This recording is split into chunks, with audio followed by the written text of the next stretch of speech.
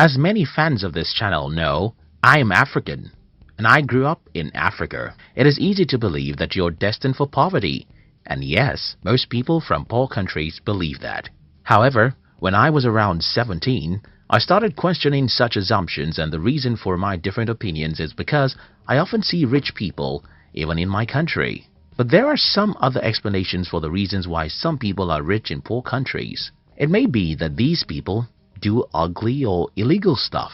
Maybe their father is a politician who has stolen a lot of money, or maybe it's just luck. Anyway, I decided to study how money works and see myself whether being rich has something to do with luck, stealing, or anything like that.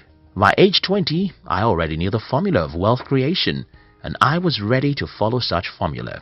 In today's video, I'll be sharing with you how to be rich in a poor country. If you're new here, consider subscribing so that you won't miss other interesting videos like this.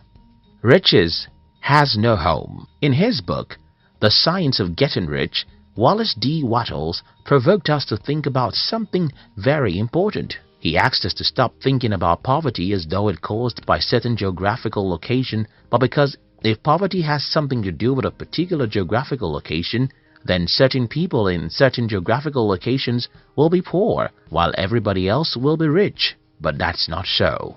As we make this video today, millions of people are poor even in the richest countries of the world. For example, more than 70% of Americans live from paycheck to paycheck, according to some studies.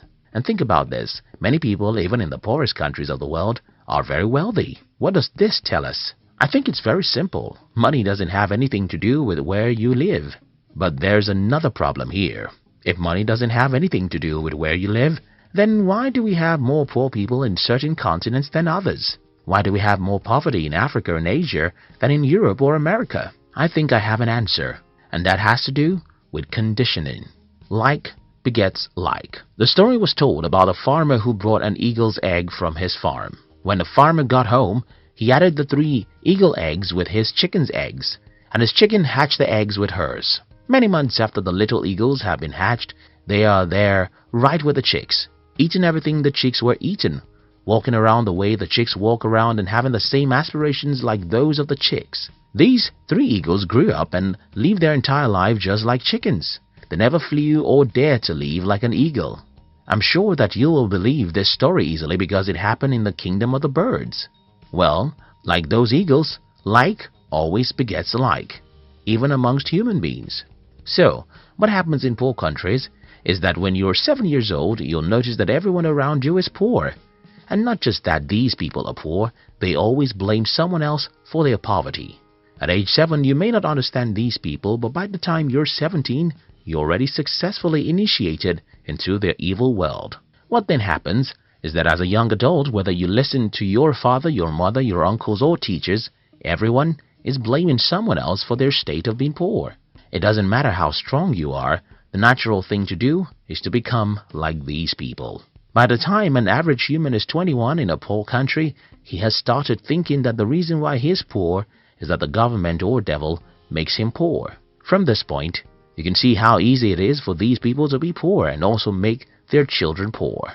It's pretty simple. Whenever you blame someone else for your life, what you're doing is folding your arms and saying, "It's not my fault.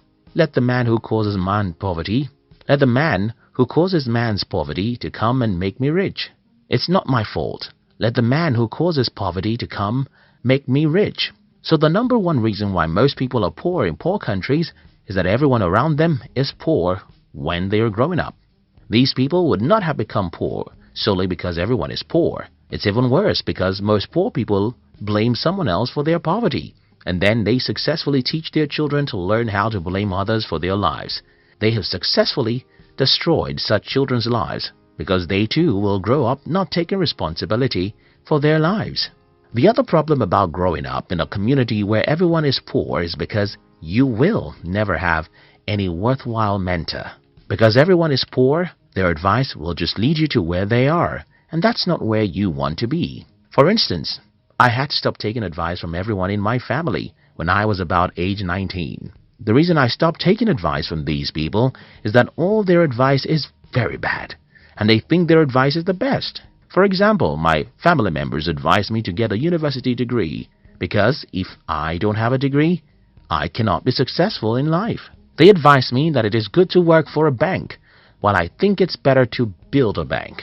I mean, almost every advice my family members gave me about money, even till this day, is stupid. And what I did was to ignore them and instead choose successful people online and through books to be my models.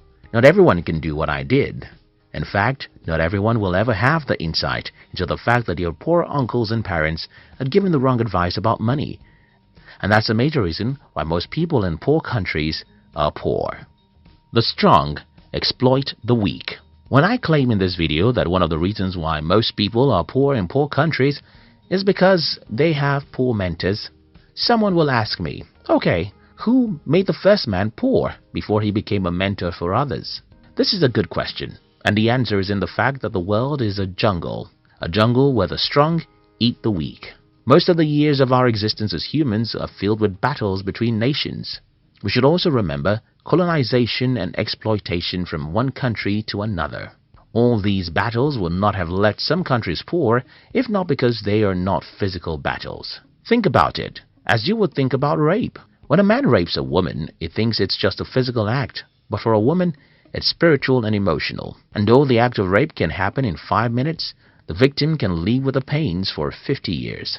Similar things happen when a country invades, overpowers, and colonizes another for many years. For those who are asking how the first man became poor, I think that is how the first man became poor. But that's not an excuse for you to be poor. You see, the poverty of your forefather may not be his fault because he was probably taken as a slave for 30 years. But your poverty is yours because you have the power to liberate yourself. Country and personal prosperity. Another reason why many people are poor in poor countries is that most people seem not to understand that there are differences between national prosperity and personal prosperity. Because most people don't know that there's a difference between personal and national prosperity, many people in poor countries want to run to rich countries. Many Africans want to run to America. Many Indians thought they could migrate to Europe, and that's another problem. You see, running to a rich country won't guarantee your prosperity, because even in the country that you're running to, most people are still poor. Now that I've tried to pinpoint some of the reasons why most people are poor in poor countries, let me try and show you how to be rich in a poor country. 1. Disown every mentor you have. Well, I don't mean that you should legally get rid of everyone in your life. I simply mean that you should stop taking their advice or spending much time with them, except they are positive-minded. Growing up in Africa, the culture of my tribe requires that I listen to and follow the advice of everyone who is older than me. But at about the age of 19, I started revolting against the advice of my family members, especially their advice about money. When I was 21, it had become very obvious that I was a black sheep of the family. Until today, these people just don't have any advice I can follow about money. Don't get me wrong, I love my mother, father, uncles, and siblings. I love my African friends, but I don't take advice or spend time with you if you're negative. This is the first thing I think you should do if you're from a poor country. Do away with negative people. Stop taking money advice from poor people. Instead, go to the library and read books from the rich and successful people. Check online and follow some inspiring people who will make you believe in yourself. 2. Understand the difference between personal and national poverty. Don't assume that you have to be poor simply because your country is poor. You can be rich, even in a poor country. As I have explained earlier, being rich is not a factor of where you are from or where you live. Being rich is a factor of how you use your mind. 3. See the half-full cup. I suffered ill health for the first 17 years of my life, and I hated life for every minute of those sicknesses. However, a few years after I regained my health, I understood that such terrible health challenges was a blessing in disguise. The lesson here is that most bad situations have hidden opportunities in them. But human nature really takes time to look for opportunities in bad situations. If you live in a poor country, you have to learn how to see the cup of your country as half full, not half empty. You have to be positive and believe that there are opportunities for you somewhere in some corner. Only you can believe that and take proactive actions that will lead you there. In conclusion, everyone watching this video from Africa or Asia should sit down and rethink their path in life.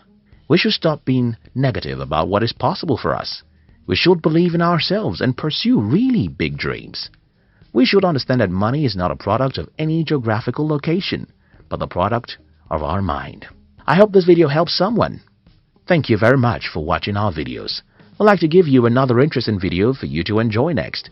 But before then, our team will be very happy if you can like this video and share it with your friends on social media. If you're new here, don't forget to subscribe, so you won't miss other interesting videos like this. Look at your screen now to see 2 other videos we handpicked for you to enjoy next. We love you.